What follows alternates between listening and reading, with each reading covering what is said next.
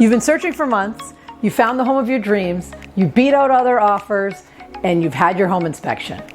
Now, the home inspector has given you a list of things that need to be repaired at the property. What do?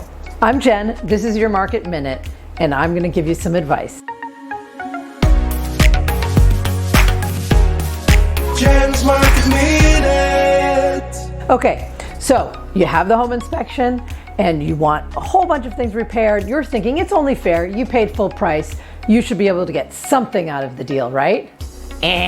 Wrong. Talk to your agent, but I'm pretty sure they're going to tell you, hey, this is a crazy market and these people are going to have backup offers. So pick one or two things. Definitely safety issues are normally what you can ask for in this market.